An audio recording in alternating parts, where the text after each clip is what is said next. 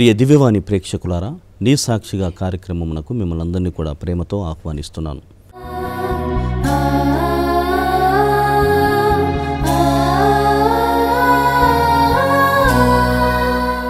ప్రియ దివ్యవాణి ప్రేక్షకులారా, పునీత పౌలు గారు రోమీలకు రాసినటువంటి లేఖ 8వ అధ్యాయము 35 నుండి 37 వచనాల్లో క్రీస్తు ప్రేమ నుండి నన్ను ఎవరు వేరు చేయగలరు?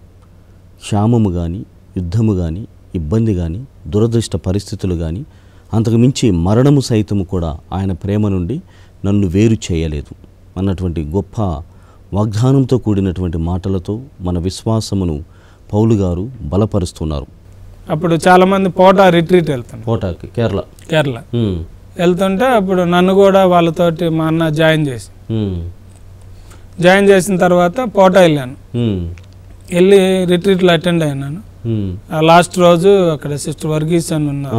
ఆ సిస్టర్ ఇప్పుడు చనిపోయిందని విన్నాను. ఆమె ఏం చేసిందంటే, ఇక్కడ తాగుతున్న వాళ్ళు ఎవరన్నా ఉంటే లేయండి అని చెప్పి, మాకు తెలియక మేము లేచి చెయ్యెత్తినాం. ఏదో క్యాజువల్గా ఏదన్నా స్పెషల్గా ఏమన్నా చేస్తారేమో అని. ఆమె ఏం చేసిందంటే పిలిచింది. పిలిచి దివ్యప్రసాదం మందసం ముందు చేయబెట్టి ప్రమాణం చేయించి, ఇప్పుడు ప్రభు ఇప్పటి వరకు నేను చేశాను, ఇక నుంచి నేను తాగనని ప్రమాణం చేసి. ఇంకా నాకు కూడా కొంచెం భయం అనిపించింది. అరే దేవుని ముందు మాట ఇచ్చాము, ఇంకా మనం ఇంకా మానేయాలని కాన్ఫిడెన్స్తో వచ్చాను. 2 months అంత తాగుపోతాను. 2 months గట్టిగా నిలబడ్డా. తర్వాత ఏమైందంటే మెల్లగా నుంచి వచ్చిన తర్వాత వచ్చినాక తాగలే 2 నెలలు గట్టిగా నిలబడ్డా. Very good. అందరు అనుకుంటే ఇటు పోటా పోయి మారింది అనుకున్నా. 2 నెలల తర్వాత మళ్ళీ స్టార్ట్ అయ్యింది, మళ్ళీ మొదలైంది. ఇప్పుడు దాకా ఎట్లా అయిందంటే ఫాదర్, ఇప్పుడు దాకా హెవీగా తాగాను కదా, అప్పుడు నార్మల్గా వచ్చేది. సింపుల్ గా తెచ్చుకోవాలి, తాగాలి, ఇంట్లో పండుగ, ఓవర్ లేదు, డీసెంట్ అలా మెయింటైన్ చేసిన. అంటే అందరికి తెలియకూడదు, బాగుండదు కదా, బాగుండదు. ఫోటో పోయి వచ్చాడు, మళ్ళీ తాగుతున్నాడు, ఏం మనిషి రాను అని అంటారు కదా అని. దేవుడికి ఏమన్నా వస్తుందేమో అని, పేరు రాకూడదని డీసెంట్ గా చేసేవాడు. ఆ తర్వాత ఏమైందంటే, ఒకరోజు క్వారీకి వెళ్ళాను ఫాదర్, పనికని వెళితే మేము చేసే క్వారీ 300 అడుగు హైట్. సో అక్కడి నుంచి ఒక పెద్ద రాయి వచ్చి కింద పడి, సో అది డైరెక్ట్ తగిలింటే అప్పుడే అయిపోతుండే. అది ఒక రాయి మీద పడి, ఆ రాయి పగిలి ఒక మినిమం 4-5 కిలోల స్టోన్ వచ్చి నా తొడ భాగాన్ని తగిలితే నేను పడిపోయినా. నాకేం జరిగిందో తెలియదు. పడిపోతే అప్పుడు హాస్పిటల్ తీసుకెళ్ళిండ్రు. ఏం లేదు, స్రో కోల్పోయిండు అని డాక్టర్ సలైన్ పెట్టి పంపించింది. తర్వాత నాకు అనిపించింది, అయ్యో నేను దేవునికి మాట ఇచ్చాను, ఇట్లా చేస్తే దేవుడు ఏమన్నా ఇట్లా ఒకవేళ అంటే ఇంకా అప్పుడు అనిపించి, నేను తర్వాత నాకు తెలిసింది ఏంటంటే, వేరే ఫ్రెండ్ ద్వారా ముత్తంగి ధ్యాన కేంద్రం వడకం జరుగుతున్నది. అంటే ఆల్రెడీ వడకం చేసాం. సరే మళ్ళీ వడకం వెళ్ళి దేవుణ్ణి అడిగి పాప సంకీర్తనం చేసి తిరిగి వస్తామని వచ్చిన ఫాదర్. ఫస్ట్ 1 month 2 months వచ్చాను. సో బాగా అనిపించింది. 3వ నెల వచ్చాను మళ్ళీ. వచ్చినప్పుడు అప్పుడు ఫాదర్ సిరిల్ గారు ముత్తంగిలో ఇప్పుడు డైరెక్టర్గా ఉన్నాడు. అప్పుడు ఫాదర్ ఫస్ట్ అపాయింట్మెంట్లో ఉన్నారు. అంటే ఫాదర్కి మేము తెలియదు ఫాదర్ ఎవరు.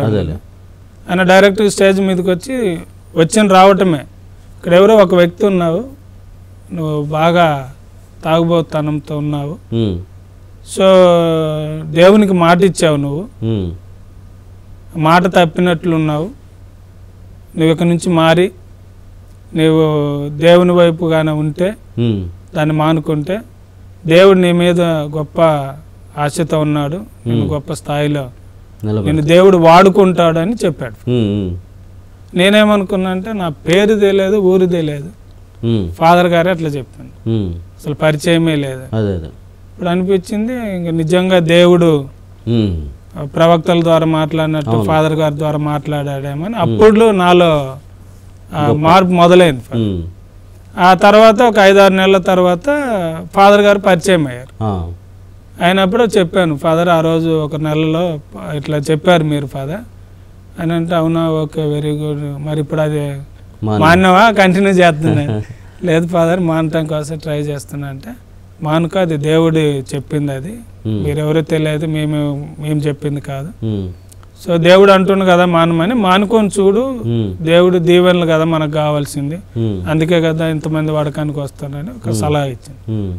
ఇస్తే ఆ రోజు నుంచి మానుకోవటానికి ఇంకా పట్టుకోలేదు, కానీ దాన్ని చూసినప్పుడు వాళ్ళు 4 గుంజుతుంది. మందు ఎవరైనా సిగరెట్ తాగుతుంటే తాగాలనిపించేది, బీడి తాగాలని గుట్కా తంబాకు ఎవడన్నా నలుపుతుంటే ఆశ. ఓ పక్క ఏమో మాట ఇచ్చినాం, ఓ పక్క ఏమో దేవుడు లేపిండు, ఓ పక్క మళ్ళీ గుర్తు చేసిండు, మళ్ళీ తాగితే ఏమన్నా అయిద్దేమో, మళ్ళీ ఈసారి బతుకుదమో సత్తమో తెలియదు, ఇది ఒక భయము. ఓ పక్క ఏమో లాగుతుంది, ఓ పక్క ఏమో ఈ భయం. ఈ రెండింటి మధ్యలో ఓ పక్క శోధన, ఓ పక్క భయం, ఈ రెండింటి మధ్యలో నలిగి మామూలు కాదు అది, ఇంకా మన పప్పు రుబ్బినట్లు అయింది. దేవుడు ఒక పక్క భయం, అంటే ఆల్రెడీ ఒక ఇన్సిడెంట్ జరిగింది కదా. ఒక పక్క సైతానుడు ఏం కాదులే మత్తుకులేరు అడుగువాడు చూడు, నిన్న నీతో పాటు వాడకానికి వచ్చిన మందు అవుతలేదు అనేది ఒక ఆలోచన వచ్చింది. సో అట్లా ఇంకా ఇట్లా కుదరదని అడిగితే అమ్మండి, బాబు మీరు నెల మొత్తంగా వెళ్తుండండి, అట్లా వెళ్తేనే మీరు మారగలుగుతారు, ఒక్కసారి వెళ్ళి మానుకుంటే మారలేరంటే అట్లా కంటిన్యూగా వస్తా మాతో పాటు ఇద్దరిని ముగ్గురిని అట్లా తీసుకొని లాస్ట్గా ఒక 200 మందిని కూడా మేము తీసుకొని వచ్చేది మొత్తంగా. ఆ టైంలో 2007 ఆ టైంలో ఒక ట్రైన్ ఎక్కించి తీసుకొని అందరిని మేము మాతో పాటు కొంతమంది తీసుకెళ్లే వాళ్ళని అక్కడ అంతా మా ఏరియా నుంచి ఫాదర్ దోర్నాల ఏరియా నుంచి, గిద్దలూరు దోర్నాల ఏరియా నుంచి అట్లా వచ్చే వాళ్ళము, వడకం చేసి వెళ్ళేవాళ్ళం. సో అప్పుడు ఏమైందంటే మేము ఈ పరిచర్య ఫాదర్ కూడా ఏమన్నాడంటే ఇంతమందిని తెస్తుండ్రు కదా, నేను కూడా అక్కడ బిషప్ గారితో అక్కడ ప్యారిస్ ఫాదర్తో మాట్లాడతాం, మా మొత్తంగా తరపున మీరు కూడా పరిచర్య చేయండి అని ఫాదర్ క్రీస్తు సిరిల్ ఫాదర్ అట్లా చెప్తే ఇంకా మేము కూడా ఒక చిన్న ఆటో కొనుక్కొని పరిచర్య స్టార్ట్ చేసినాం. మంచిగా నడిచింది. చూసి ఫాదర్స్ అందరూ అరే మంచి టీం, మొత్తంగా టీం అని మంచి బిషప్ గారు, మన ప్రకాశం బిషప్ గారి దగ్గరికి తీసుకెళ్ళి బిషప్ గారు కూడా చక్కగా చేయండి బాబు మీరు మంచిగా చేస్తున్నారని బిషప్ గారు కూడా బ్లెస్సింగ్ ఇచ్చి అన్ని మంచిగా చేశారు. ఆ తర్వాత ఏమైందంటే ఇంకా కొద్ది రోజులు ఆ టైంలో ఒకప్పుడు 10,000 కట్టి మందు తాగి నేను తినటానికి తిండి లేని పరిస్థితి. ఎప్పుడైతే ఇది మానేసి దేవుని పరిచర్యని దిగితే ఘోరమైన కరువు. అప్పుడు రాజశేఖర రెడ్డి గారు ఇచ్చిన, ముఖ్యమంత్రి రాజశేఖర రెడ్డి గారు ఇచ్చిన 2 రూపాయలు బియ్యం తిని పరిచర్య చేసి. అంటే పని పోవట్లేదా మీరు? ఇంకా పని లేదు, ఎందుకని? ఇంక పరిచర్య అని ఇట్లే తిరిగేది అనమాట. ఇంకా కొద్ది రోజుల తర్వాత మళ్ళీ మా ఏరియాలో ఒక పలుగురు పని చేస్తూ కూడా పరిచర్య చేయొచ్చు కదా. అంటే అప్పుడు మాకు ఇవన్నీ తెలియదు, పరిచర్య అంటే ఇంకా పరిచర్యకి వదిలేసుకొని తిరిగినాం అనమాట. తిరిగి అట్లా ఇప్పుడు 40 రోజులు వస్తే మాలలు వేయటం, అదే రాంగ్ గైడెన్స్. పని చేస్తూ కూడా పరిచర్య చేయాలి, అది ఇప్పుడు తెలిసింది. అది దేవుడు కూడా ఇప్పుడు పౌలు గారు కూడా మనము తెస్సలోనిక ప్రజలకు రాసిన లేఖ 5వ అధ్యాయము చివరి వచనాల్లో చూస్తే గన పరోజీ అంటారు, అంటే లోకాంత్యం వస్తుంది. అది పౌలు గారికి కూడా అనుభవించాడు. అంటే క్రీస్తు 2వ రాకడ, లోకాంత్యం కంటే కూడా క్రీస్తు 2వ రాకడ వస్తుంది. ఆయన రాకడ కల్లా మనం సిద్ధంగా ఉండాలి.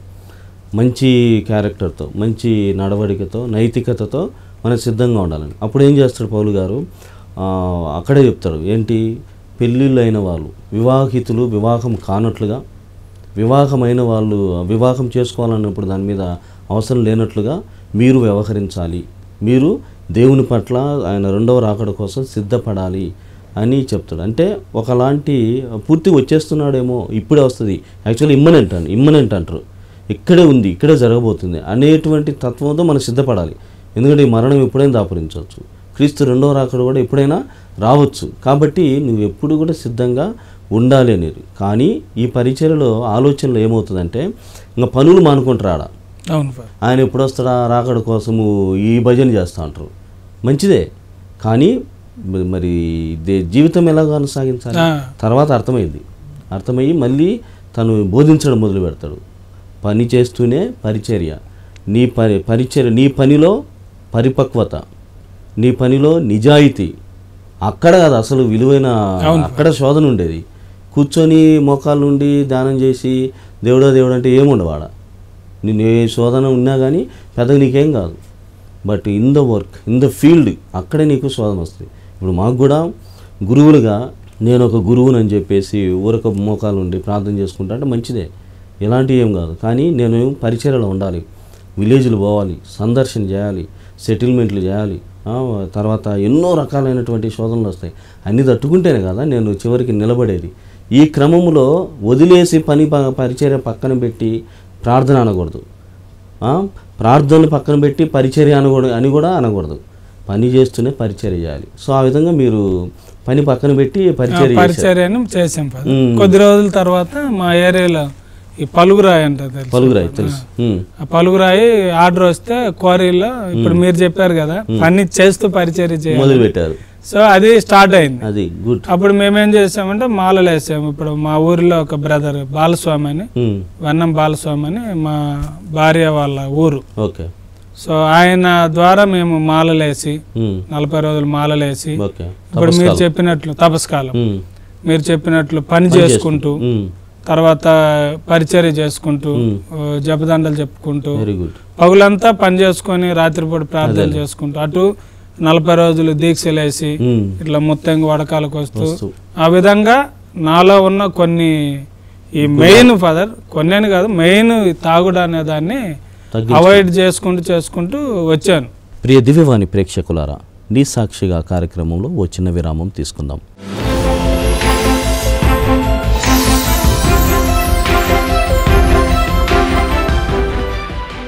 ప్రియ దివ్యవాణి ప్రేక్షకులారా, నీ సాక్షిగా కార్యక్రమ వీక్షకులారా, నీ సాక్షిగా కార్యక్రమంకు పునఃస్వాగతం.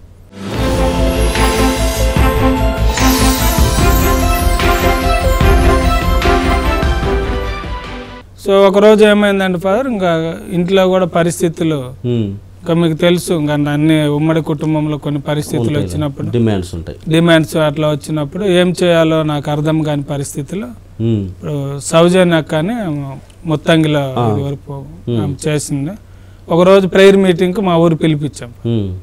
పిలిపిస్తే ఆ రోజు వచ్చింది, ప్రేయర్ అయిపోయింది. ఎందుకో నాకు ఒక ప్రేరేపణ వచ్చింది, వెళ్ళి ఆమెతో మాట్లాడని. సో నేను పర్సనల్గా వెళ్ళి ఆమెను కలిసినప్పుడు ఆమె కౌన్సిలింగ్ చేసింది. ఇట్లా కాదమ్మా నాన్న, ఇట్లా ఉండాలా, ఇది పరిస్థితి అంటే నాకు ఇట్లా ఇక్కడ ఉండాలని లేదు, మరి నాకు ఏదైనా ఒక అవకాశం ఉంటే చూడండి అని చెప్పి. ఇప్పుడు ఆమె ముత్తంగిలో పనిచేస్తుంది కాబట్టి ఫాదర్ సిర్లు గారికి అంటే మేము అప్పుడు తెలుసు కాబట్టి ఆమె వచ్చి చెప్పింది అనమాట, ఫాదర్ ఇట్లా అలెగ్జాండర్ ఇట్లా ప్రాబ్లంలో ఉన్నాడు, మరి మీ దగ్గర ఏమైనా అవకాశం ఉంటే పెట్టుకోండి అని ఆమె వచ్చి ఫాదర్తో మాట్లాడితే, సరే నన్ను ఒకసారి ఫాదర్ కలవమని అంటే అప్పుడు నేను ఫాదర్కి ఫోన్ చేస్తే రమ్మన్నాడు. రమ్మంటే అప్పుడు ఫాదర్ కరుణాపురంలో ఉన్నాడు, వరంగల్ కరుణాపురంలో అక్కడ జీవధార సెంటర్లో ఉన్నప్పుడు 2008 ఫాదర్ నేను అక్కడికి వెళ్ళాను. జస్ట్ నేను ప్రేయర్ చేసుకుందామని వెళ్ళాను. అక్కడ ఏమైందంటే ఫాదర్ గారు అన్నాడు, ఇప్పుడు మీరు చెప్పినట్టు ప్రేయర్ అంటే కాదు అలెగ్జాండర్, నీకు ఒక చిన్న పని ఇస్తాను, ఆ పని చేసుకుంటూ ప్రేయర్ కూడా చేసుకోవచ్చు అంటే సరే ఫాదర్. అప్పుడు నన్ను కుకింగ్ డిపార్ట్మెంట్ పంపించాడు. అప్పుడు అందరు అక్కడ రిట్రీట్స్ నడుస్తుండేవి. ఆ రిట్రీట్ వచ్చే వాళ్ళందరికీ భోజనం వండి పెట్టాడు. అంటే అంతకుముందు ముత్తంగిలో ఉండేవాడు జోసఫ్ అని అంకుల్ అక్కడ చేసేవాడు రిట్రీట్. ఆయనతోటి నేను కలిసి అక్కడ వంట నేర్చుకోవటం అందరికి చేయటం అలా స్టార్ట్ అయింది. యాక్చువల్లీ నీకు రాదు, నాకేం రాదు, ఇంట్లో ఏం చేయనీకి నేర్చుకున్నాను. ఇంకా అక్కడ ఈ రిట్రీట్లకు చేయటం అట్లా కొంచెం ఒక 18 months ఫాదర్ అక్కడ ఉన్నాను. సో ఇంకా అక్కడ కూడా నాకు కొంచెం ప్రాబ్లం అయ్యి నేను ఫాదర్ నేను ఉండలేను, వెళ్ళిపోతాను. ఎందుకంటే ఇంకా స్వతంత్రం అనేది ఇంకా అది ఉండనియదు, వెళ్ళిపోతాను ఫాదర్ అంటే. అప్పుడు ఫాదర్ అన్నారు, సరే ప్రార్థన చేసుకొని చెప్పు నాకంటే సరే అని చెప్తే అప్పుడు ఫాదర్ ఒక మాట చెప్పారు. ఫాదర్ అదే ఇంగ్లీష్లో ఒక క్యాలెండర్ మీద ఒక మాట ఉంది, నీవు దేవుని స్వరము వినటానికి నువ్వు నేర్చుకున్నప్పుడు దేవుని చిత్తం కోసం ఏ మనిషి దగ్గరికి వెళ్ళొద్దు. నువ్వు దేవుని స్వరం వింటున్నావు ఆల్రెడీ, నువ్వు ఎందుకంటే ఒక జీవితం నుంచి వచ్చావు కాబట్టి దేవుడు నీతో మాట్లాడుతున్నావు కాబట్టి దేవుని చిత్తాన్ని తెలుసుకొని నువ్వు ముందుకెళ్ళు అని చెప్పి అప్పుడే నేను అన్ని రోజులు చేసినందుకు ఫాదర్ నాకు ఒక 10,000 రూపాయలు ఇచ్చి బ్లెస్సింగ్ చేసి పంపించాను. ఖాళీ 2 సూట్ కేసులతో ఏం చేయాలో అర్థం కాని పరిస్థితి హైదరాబాద్కి వచ్చింది. 2000 మా భార్య ఇద్దరం 2010లో హైదరాబాద్ వచ్చాను. ఏం రాదు, ఎవరు తెలియదు హైదరాబాద్. వచ్చిన పరిస్థితి ఓ పక్క ఏమో శోధన, ఎందుకంటే ఆల్రెడీ నేను పూర్తిగా సైతానుడి చేతుల నుంచి దేవుడు విడిపించి తీసుకొస్తుండు కదా. ఇప్పుడు నేను హైదరాబాద్ వచ్చింది ఇక్కడ నుంచి అభివృద్ధి చేయడానికి దేవుడు నన్ను తీసుకొచ్చాడు. ఒక పక్క సైతాన్ గారి శోధన, భరించలేని బాధలు అన్నమాట. ఇక్కడ ఎవరు పరిచయం లేరు.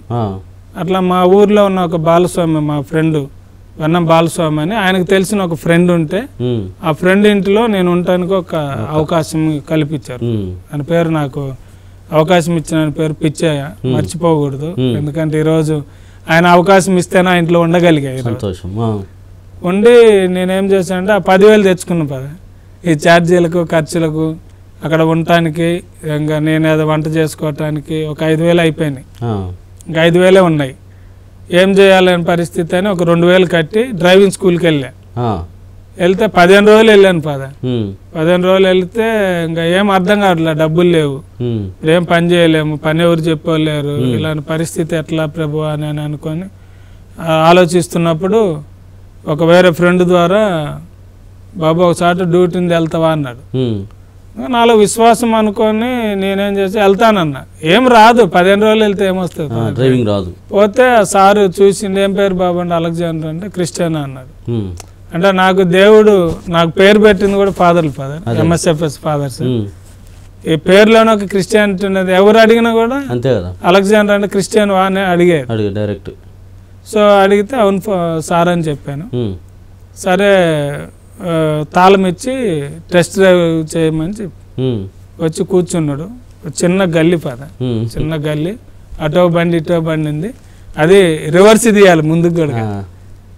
ఇంకా నేనేం చేసిందంటే పితాపుత్ర వేసుకున్నా, అమ్మ మరే తల్లి, ఇంకా ఆ తల్లిని జ్ఞాపకం చేసుకుని దేవుని గుర్తు చేసుకొని స్టార్ట్ చేసి తీసిన. ఎట్లా తీసినా నాకు ఇప్పటికి కూడా అది షాక్ అన్న. తీస్తే ఆ సార్ ఏమన్నాడంటే, ఆయనకు తెలుసు, ఆయన ఎక్స్పర్ట్ డ్రైవర్, ఆయన ఏమన్నాడంటే రాదని తెలుసు కూడా వాళ్ళకి అవసరమైనో లేకుంటే నన్ను దేవుడు పోషించాలని వారి మనసు మార్చడం తెలియదు కానీ, సరే బాబు రేపు నుంచి రా అన్నారు. దేవుడికి స్తోత్రం అన్న. ఇన్నోవా డైరెక్ట్ ఇన్నోవా ఎక్కింది అనమాట, వేరే బండి ఏదో ఎక్కాలి. ఇంకా రమ్మంటే ఇప్పుడు పోవటానికి కూడా డబ్బు లేని పరిస్థితి.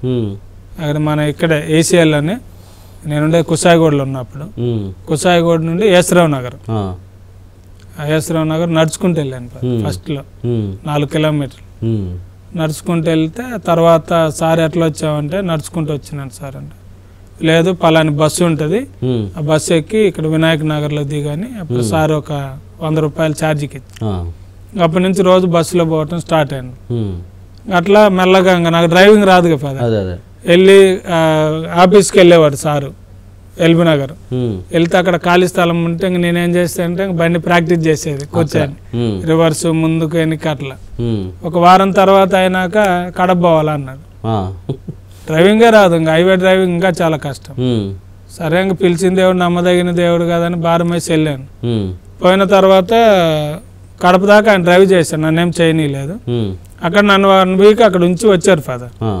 వస్తే నేనేం చేశానంటే ఇంకా ఎవరు లేరు, ఫ్రీడమ్, బండి నా చేతుల్లో ఫుల్ ట్యాంక్ డీజిల్ చేశాను. ఇంకా నేను ఇష్టం వచ్చినట్టు తిరిగిన అనమాట బండి. ఆ 1 వీక్లో మంచి ప్రాక్టీస్ అయిపోయింది. ఇంకా రిటర్న్లో వచ్చేటప్పుడు మన జడ్చర్ల దగ్గర పద, ఇలా 2 బండ్లు వెళ్తాను, ముందు లారీ వెనక. నాకు ఓవర్టేక్ ఎట్లా చేయాలి డిస్టెన్స్ తెలియక 2 లారీల మధ్యలో తీసిన. తీస్తే వెనక lorry back side door touch అయింది. దేవుని కృప, పోలేదు. ఇంకా ఎట్లా సార్ ఉన్నాడా దాంట్లో? సార్ ఉన్నారు, మేడం ఉన్నారు. పొలాల్లో పడేది వెహికల్, ఇంకా దేవుడు కాపాడిండు. వచ్చిన తర్వాత ఇంక నేను పోలే డ్యూటీకి. సార్ ఫోన్ చేస్తే వద్దు సార్ నేను రాలేను అంటే, ఏం కాదు రామ్మా అట్లాంటి మామూలేను, తెలియదు ఏం కాదని మంచిగా ప్రోత్సహించింది సార్. వాళ్ళ కుటుంబాన్ని కూడా జ్ఞాపకం చేసుకోవాలి. ఆ టైంలో నాకు అన్నం పెట్టి 5,000 ఇచ్చారు సార్, 3 పూట్ల అన్నం పెట్టి 5,000 ఇచ్చారు. సో అలా నేను వెళ్తేప్పుడు ఇంకా బస్సుకు వెళ్ళటం కూడా కష్టమైందని స్క్రాప్లో ఒక సైకిల్ కొనుక్కొని దాన్ని ట్యూబ్లు టైర్లు వేయించుకొని రోజు 4 కిలోమీటర్లు పోను 4 కిలోమీటర్లు రాను ఆ సైకిల్ మీద దాని ఏంటంటే తొక్కలేకపోతే దిగి నెట్టుకొని పోవటం అట్లా అంతేలే కష్టమే. అట్లా ఒక నెల 2 నెలలు ఒక 1 ఇయర్ ఫాదర్ అట్లా కష్టపడిన తర్వాత ఒక బైక్ కొనుక్కున్నాను. సో ఇంకా అక్కడి నుంచి ఎప్పుడైతే నేను దేవునికి మాట ఇచ్చి దాని నుంచి నేను బయటకు వచ్చాను ఫాదర్, అక్కడి నుంచి దేవుడు ఇంకా స్టార్ట్ చేశాడు అనమాట. ఇంకా అప్పుడు బైక్ తీసుకున్నాను, బైక్ తీసుకొని బైక్ మీద వెళ్తున్నాను. ఇంకా కొద్ది రోజుల తర్వాత అక్కడ కూడా డ్యూటీ మానేసి ఇంకా నేనే సొంతంగా సెల్ఫ్ డ్రైవింగ్ లాగా విజిటింగ్ కార్డ్స్ కొట్టించి ఇంకా అందరికి తెలిసిన వాళ్ళందరికి ఇచ్చి ఇంకా అక్కడ పిలిచిన బైక్ మీద వెళ్ళేటట్టు చేసుకొని గాల్టింగ్ వెళ్తాం ఫాదర్. అట్లా దేవుడి కృపలో డ్రైవింగ్ రాని నేను ఒక 8-9 స్టేట్లు నెంబర్ 1గా దేవుడు తిరిగి వచ్చాను. అట్లా చేసిన తర్వాత ఒక 2 ఇయర్స్ తర్వాత ఫాదర్ ఆటో కొనుక్కున్నాను సొంత. దేవుడు దీవించాడు. ఎందుకంటే ఇంకా దేవునికి మాట ఇచ్చాను ఫాదర్, నిలిచినంత సేపు నువ్వు సేఫ్ మాట ఇచ్చాను. కానీ ఒక పక్క శోధన భరించలేంది. ఎందుకంటే ఫాదర్ ఒకప్పుడు పుష్కలంగా తాగాను, ఒకప్పుడు లేదు, ఇప్పుడు చుక్క కూడా లేదు. ఈ మానుకున్న తర్వాత ఫాదర్ ఏమైందంటే తాగడానికి డబ్బులు ఉన్నాయి, అన్ని ఉన్నా కూడా తాగలేని పరిస్థితి. సాతానుడు ఏమంటాడంటే ఏం కాదు లేసేయంట. నేను అలా టెంపరవరీ డ్రైవింగ్కి వెళ్తేప్పుడు ఫాదర్ నాకు తెలిసిన పెద్ద సారు వాళ్ళు పరిచయం అని వెళ్ళినప్పుడు వాళ్ళు నైట్ ఆల్టింగ్ చేసినప్పుడు నాకు కూడా బీర్ ఇచ్చేది తాగాని.